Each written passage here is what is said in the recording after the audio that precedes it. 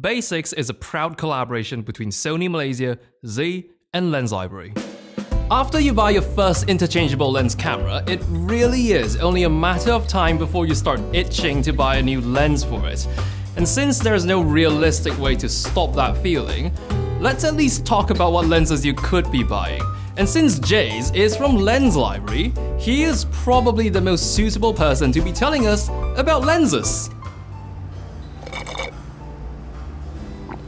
There are two types of lenses, zoom lenses and prime lenses. A prime lens mean the angle of view is fixed.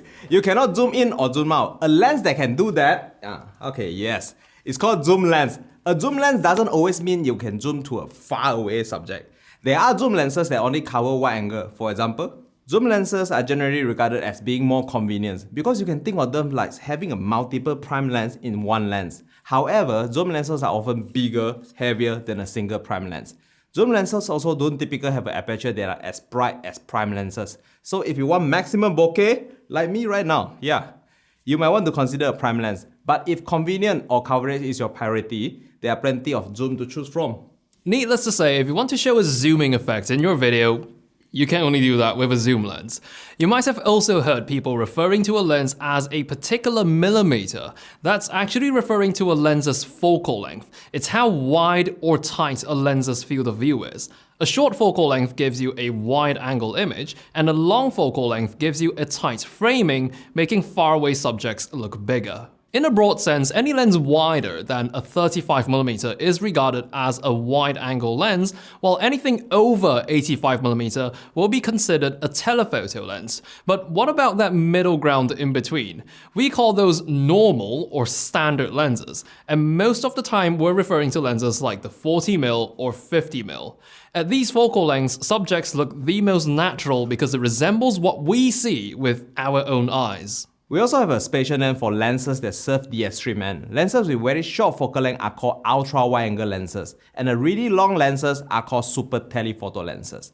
A wide-angle lens have a tendency to stretch subject at the edge of the frame outward.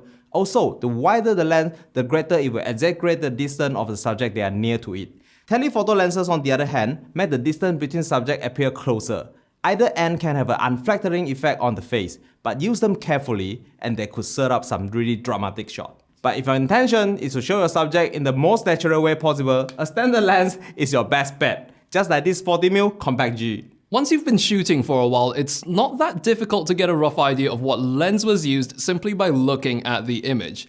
Take this for example. It doesn't look too wide, nor is it too tight.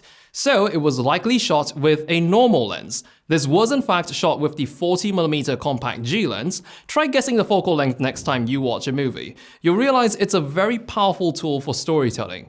Longer lenses, for example, can give a shot more sentiment by making the character look isolated, while using a wide lens close to a character can make that character feel powerful. Remember, the more you shoot, the better you'll get at it. Now we should leave you to it, but we'll meet again on the next episode of Basics, where we'll take a moment to talk about what exactly are all those picture profiles on your Sony camera. What picture profile? We're doing this show, we're supposed to know. But it said PP off. Then turn it on!